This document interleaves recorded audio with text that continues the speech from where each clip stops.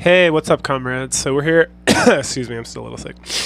To talk about the Brood and their arc within the Uncanny X-Men. And we start off, of course, with Professor X, who obviously is affected by the Brood. On some level, he's having some crazy nightmares. He's still catatonic. Everyone's standing around being super satapotamous about it. Cyclops storms off and then gets into a fight with Storm. Phrasing.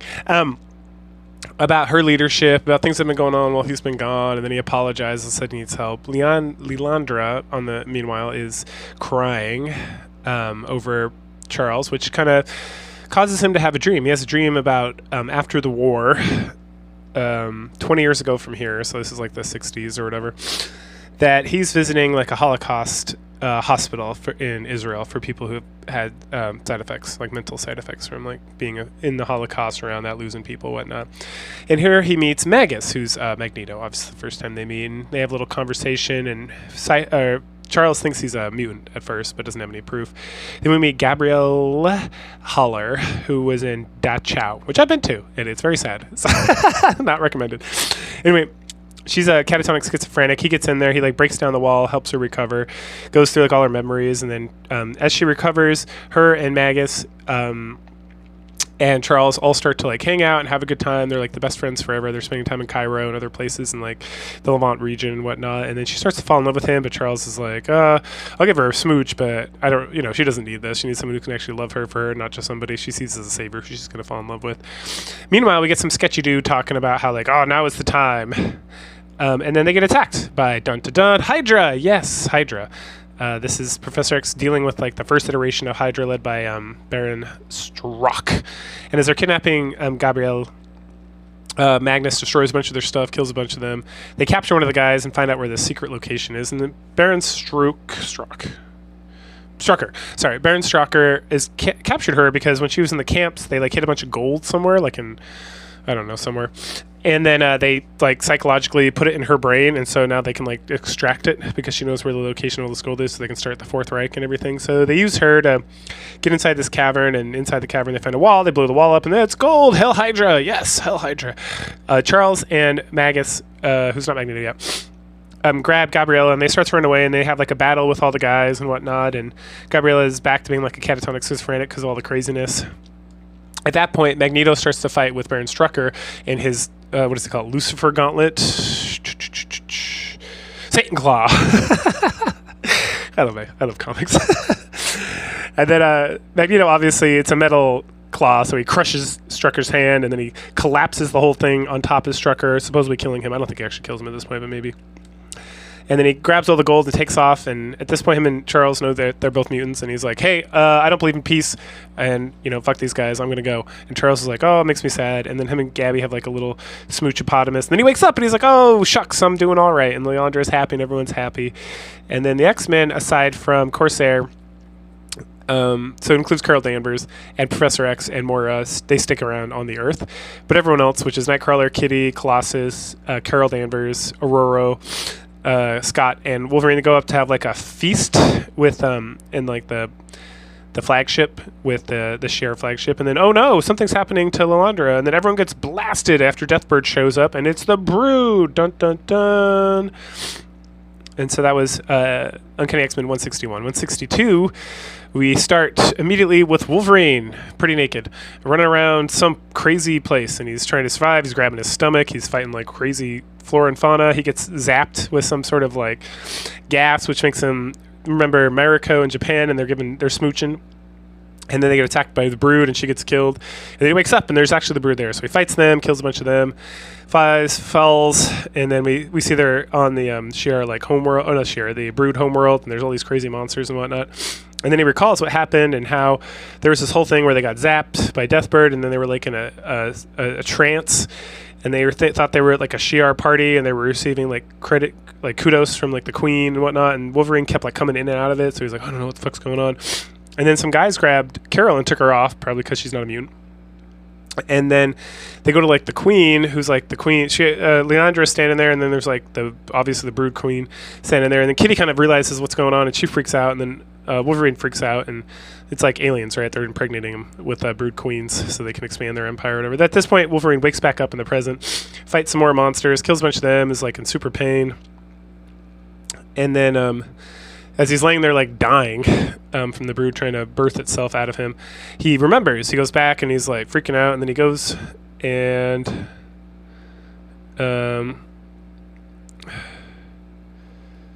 he goes to find Aurora and to tell her something's wrong, and she doesn't believe him, so he like knocks her out with like a pinch, like a Vulcan pinch, and he goes and sees Kitty and gives her like a smooch on the cheek because it's like he's like her dad.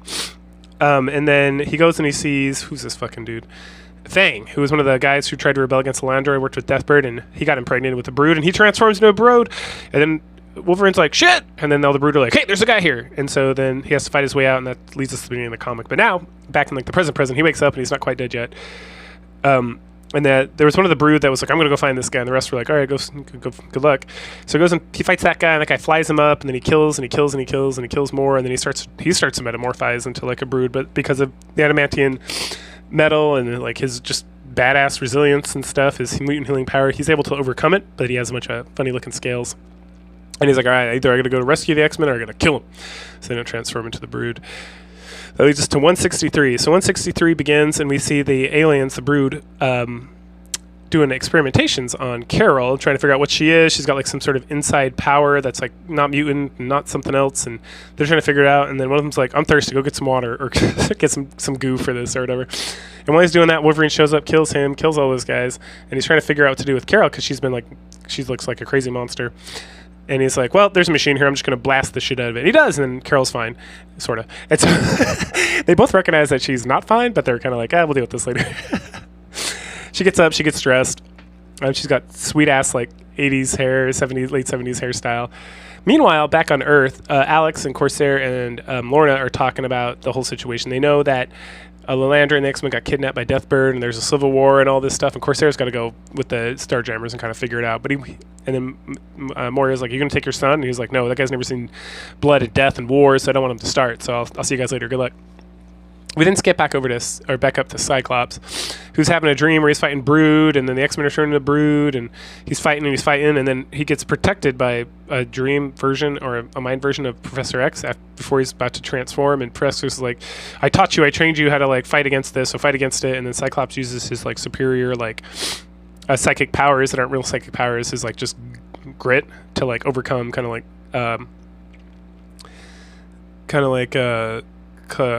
Wolverine. And then he finds Aurora. She's meditating and she's doing something to kind of keep the queen away, but at the same time it's like there, and Aurora's like barely fighting against it, and then lightning strikes.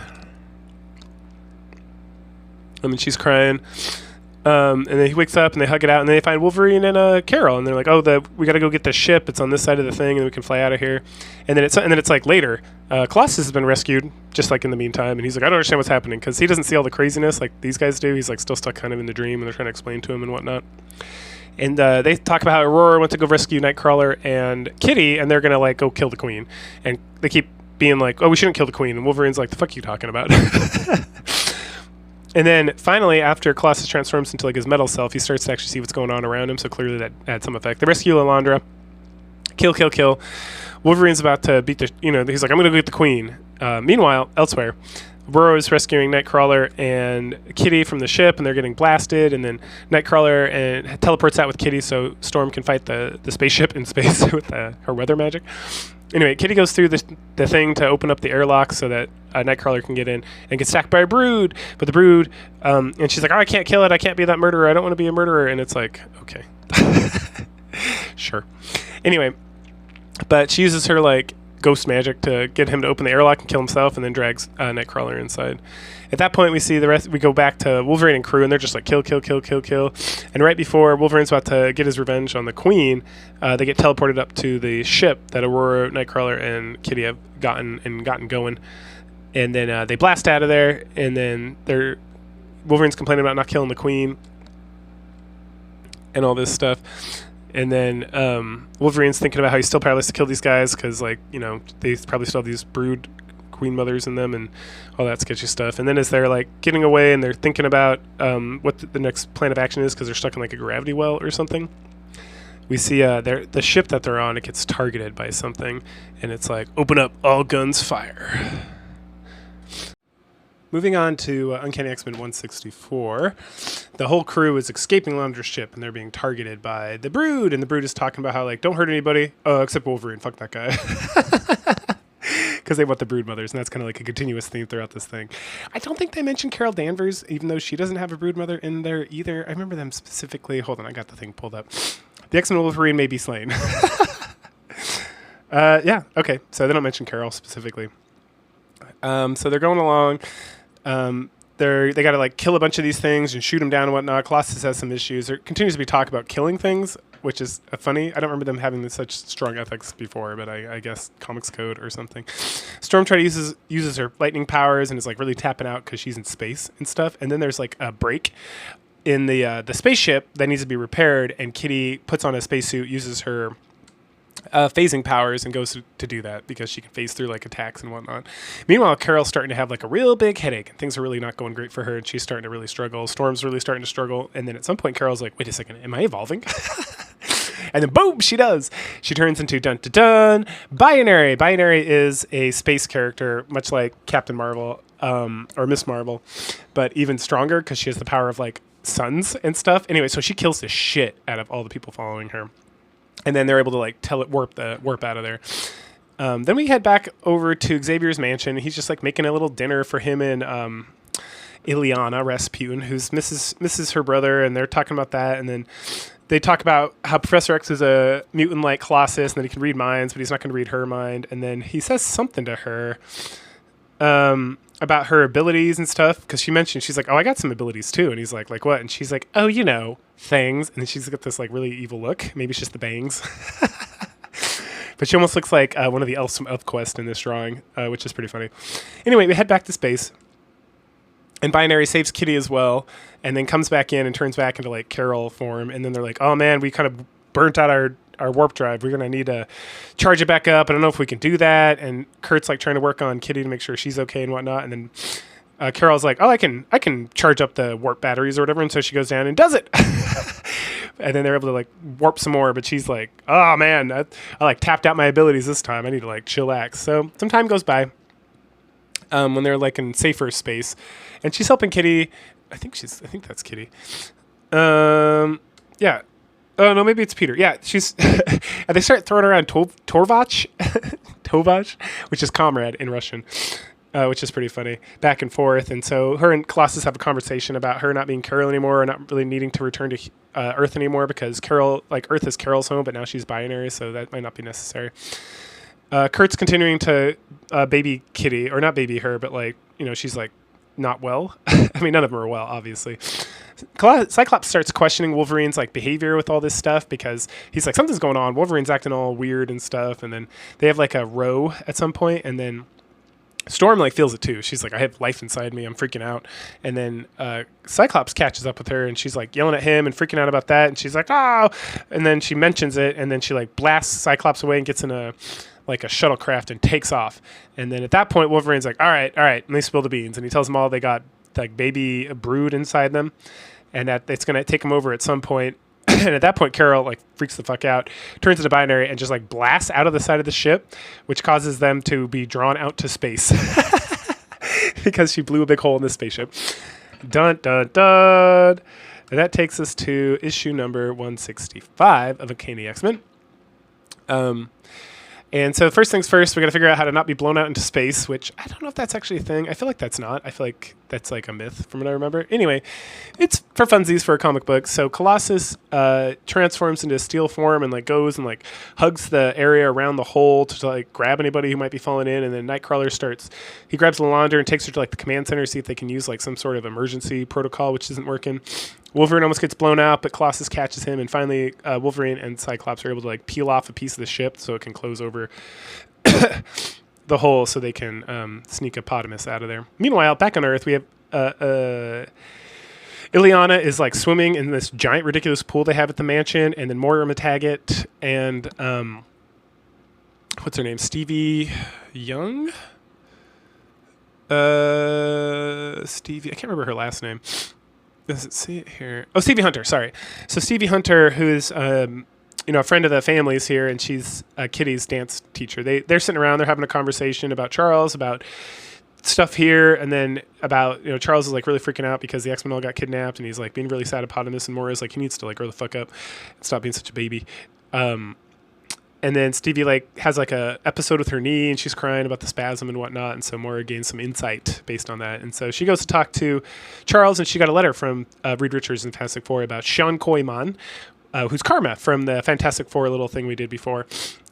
And she's like, here, this came from Reed. Do you want to do this? You want to, keep working on your dream and all that stuff? And he's like, oh, what's the point? Who's going to do whatever? It's no point. Everyone's just going to die. And she's like, okie dokie, I'll just contact Magneto or maybe Emma Frost and see if they want to take care of her and raise her. What? And he's like, what? They're villains. And she's like, look, motherfucker, either you do it or they do it. Like, she's going to be better off with a villain than by herself. So grow the fuck up. And he's like, And then he makes a call.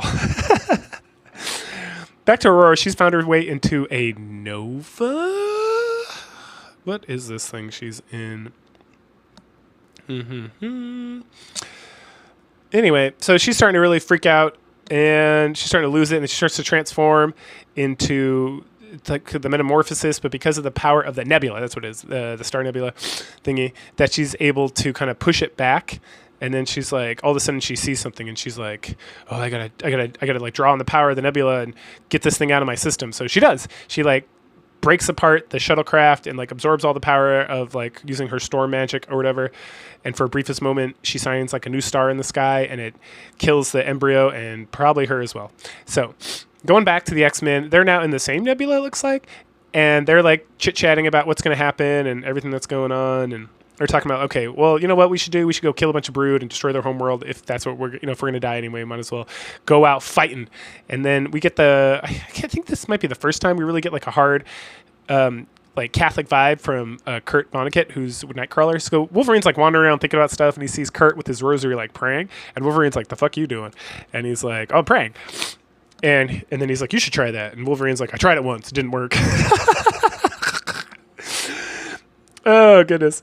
And then they have like a conversation about Nightcrawler's like, oh, I don't know how could you live in a world where you can't be with, well, no one's there for you, or like there's not like, what does he say? Realize utterly inescapable alone, that you must be not believing in like this thing. And Wolverine's like, I'm not alone, I got you, motherfucker. It's like brotastic. I love it. Kitty's having a nightmare about turning into a Brood, and Peter's there, and they talk about their age difference and all this stuff, because she's like 14, maybe 15, and he's 18, which honestly, not that big of a deal. But anyway, they seem like it's kind of a big deal, but not big enough deal they won't make out. Which they do. And then they get like accosted by like Ghost Aurora, like her vampire form, and then she disappears, and then elsewhere, Wolverine and Nightcrawler see Aurora in like baby form and various other forms, and everyone meets up in like the bridge where Cyclops and Lilandria are, and then they see Old Woman Storm, and then they see one of the Brood ships, and it looks like it's about to swallow them, and like, all right, we're gonna blow this thing up. And then Aurora finally shows up, and she's like, no, stop doing that. And they're like, why? It's like, because it's me. And we've just entered anime territory. Yes, she is this giant whale ship that the Brood enslaved to use her thing, but she's not enslaved anymore, and she explains this whole thing in the next issue, 167. So first we go to the Brood world, and these things are called Acanti, these like whale spaceship thingies, and the Brood are like mind slaving it with like their broodness, and the Binary comes and kills everybody. And then she talks to the Acanti and is like, oh, you've already been infected, what do you want? And the thing's like, kill me. And she's like, roger that. So she does, and then she's flying around trying to figure out where she can kill more Brood, and Storm shows up, and she's like, yo, come follow me. And then Binary's like, hey, that's an uninfested Acanti. And she's like, sure is, it's also me. And Binary's like, the fuck? And then they go outside and they see like a little embryo Storm, and she's like, let's just leave it alone for now. They head inside. Wolverine and Carol like make up, and then Storm's there, and she's got like more physical form now because she has more control, and they talk about everything that's going on, and Storm proposes, instead of destroying the Brood, that they save the Acanti. So we get the backstory of the Acanti. So there used to be a whole bunch of them. They used to just fly around the universe and like be happy and stuff, and the Brood found them and realized it was going to be a lot cheaper just to enslave them than to build ships, and so that's what they did. And then they were able to get like the Prophet Singer, and the Prophet Singer like is in because they're like a collective species. So once he got captured, they kind of, all the rest of them just kind of like went along to get along, and then like a lot of time went by, but then like they finally had like a birth of like a new Star Singer, and that was going to be great because as long as like the Brood had control over the Star Singer, the old Star Singer, the Acanti would not like rebel, and so they kind of just like went along with what was going on, even though they were super sad eponymous about it. And there were some who didn't go along. like the mother of this one. But she got corrupted, and so she premature birthed this thing, and so it wasn't quite fully cooked. And that's when Storm and it like connected by the nebula, and so then they like merged so that she could protect it, and they could be doing great. And so it's like, oh, okay, so what are we going to do? So the brain of the previous prophet singer is on the Brood homeworld, so instead of like destroying the Brood, we're going to go rescue that thing and release them so the Akanti can finally be free, and then that will kind of take care of the Brood thing without having to like kill a bunch of people. And everyone's like, yeah, all right, that sounds pretty good. And then so Cyclops has a plan where Binary and Storm as the Akanti will like draw away some of the Brood, and then the rest of them will teleport and find the skull or the brain, and things will be great again.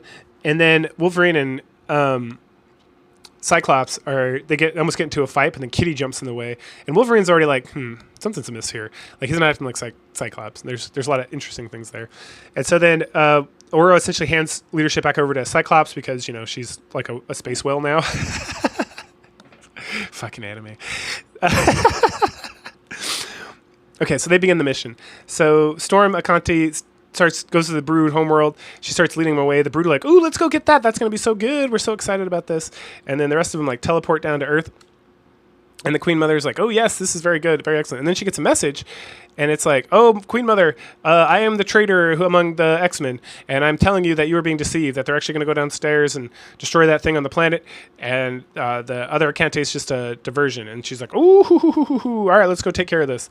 So then down in the caverns, the X-Men are all dressed up and ready to go, and Kitty's got like her 14th uniform from this series, which now has like a cute little like mask hood. Always hot still, so good to go. Anyway, so the Binary shows up and starts beating the shit out of a lot of these things, and then let's see, Aurora as Akante is using lightning powers and whatnot, and then Kitty gets like grabbed up while they're down in this like catacombs fighting like all the crazy monsters that are down here trying to find this thing, and she gets taken away. Meanwhile, Wolverine is like suspect over Cyclops, like all sorts of stuff.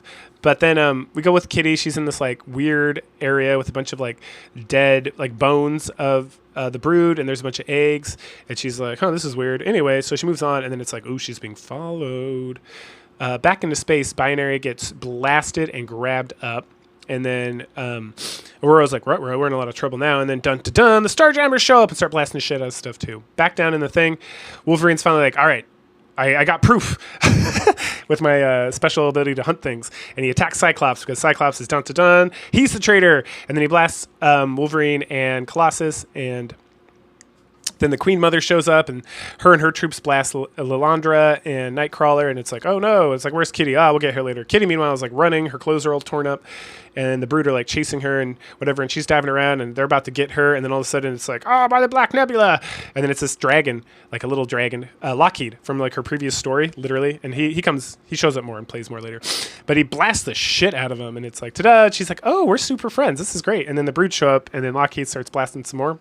Oh no, he doesn't at this point. Then the Brood blasts like a hole in the wall, and it's like this thing, it's like this bright light, and then it like destroys the so then the one Brood and Lockheed and Kitty are like, ooh, mesmerizing, and they all start walking into the light together, and then there's like a scream. Meanwhile, the X-Men, besides Cyclops, who's already turned, are all caught up in these like cages, and then all of a sudden Cyclops starts his metamorphosis, but because he can't like close his eyes, because the Brood don't close their eyes or something, he starts blasting anything around him while he's starting to metamorphosize. And then Wolverine jumps like on top of him, so he gets blasted out of his thing, but takes like a full blast, and then he beats the shit out of Cyclops and knock him out. And then he threatens to kill the Queen so that the rest of the Brood drop their weapons. It's at this point that Kitty wanders out of like a hallway where there's light, and she's like, come, friends, I have been cleansed, and you will be cleansed too. And everyone's like, what? Tovash? So Peter's super happy, but she's like, come. And then Lilandra has like a lightsaber for some reason for a minute. And so they head into this like big crystal chamber, and then the Queen's like, aha, I am corrupting this place. This is excellent. And then all the X-Men who have Brood in them are like corrupting as well. And then the Brood Queen Mother like attacks Wolverine, and then he claws the shit out of her, and then he's like super beat up, and he's like, I'm going to take care of all this stuff. And right as he's crawling over to like kill the X-Men who are metamorphosizing, Binary shows up, and he's like, Carol. And she's like, don't worry, this will be great. And he's like, what do you mean? And then the Queen is like, your world is doomed. I will kill all of you. And there's another queen left over somewhere. So even if you kill all these queens, there's more queens out there. And then Carol is like, ignores her because she's like, fuck that bitch. And Engagement is losing like, this is a situation where just engaging is losing the battle. So then Binary launches some sort of like super light blast all the way through the whole thing, and it like releases the Prophet Singer's voice into the Akanti that Storm is possessed with as well, making them the new Star Singer and releasing the old Akanti from everything. But it uses all her stuff, so she's like not buying her anymore. And then Wolverine's like, oh, but what about the X-Men? And she's like, man, you're fucked up. And he's like, I'll be okay, I heal from everything. And they look over, and all the X-Men are fine. They've been cured as well. And then the Broodmother got turned into Crystal, and they're like, awesome, this is great, everyone won. And then the whole planet starts shaking. They're like, ruh-roh. And so Saladra calls Christopher Summers, Corsair, to beam them up, Scotty. And then they all beam out, and the whole Brood planet just like explodes. So a bit time later, it says sometime later in the Starjammer Medical Bay, Wolverine's climbing out of like the MRI machine. He was under the healing machine, and the little fly monster cyborg thing that like is the medic for the Starjammers is like, you need to get back in there. And Kitty's like, you always make me rest. And he's like, fuck you, I'm invincible. I can do what I want.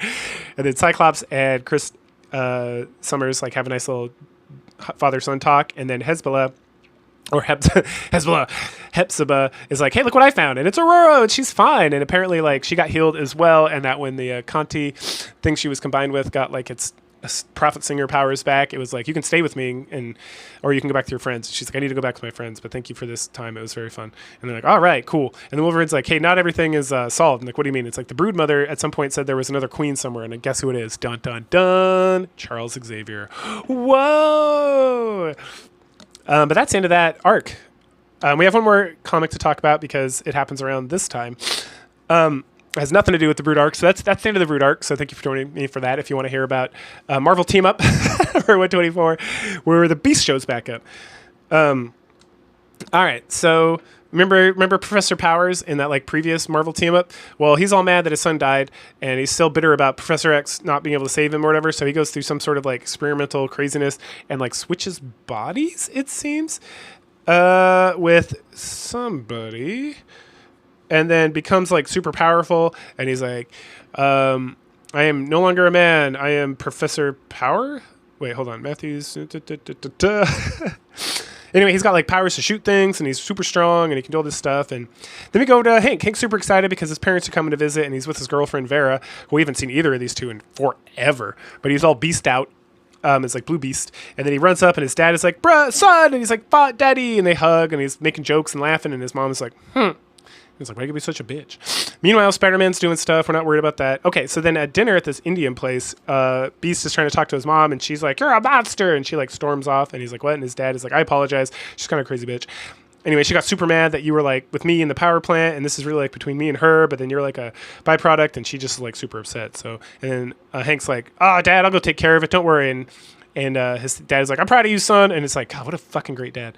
Anyway, so he goes out, and then he runs into Professor Power, and he's like, the Beast, I know you. You're like one of Charles Xavier's people. And I'm like, yeah, I guess so, like a long time ago.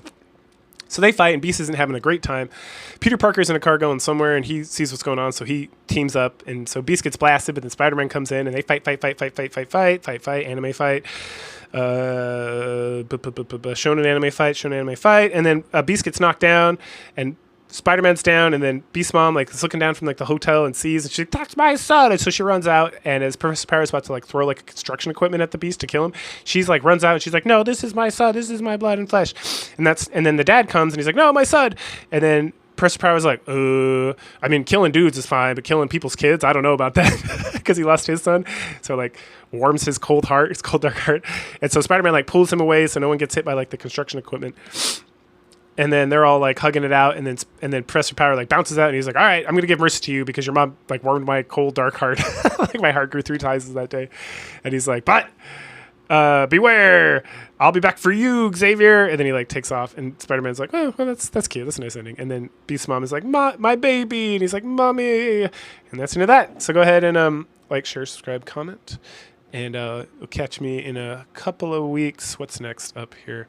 Untitled. Ooh, more Dazzler. So Dazzler number 5, I want to say. So cool. And then we hit the New Mutants. And then we don't really deal with the X-Men for quite some time, if I remember correctly. Except when they meet up with the New Mutants. Okay. Anyway, so I'll catch you guys later.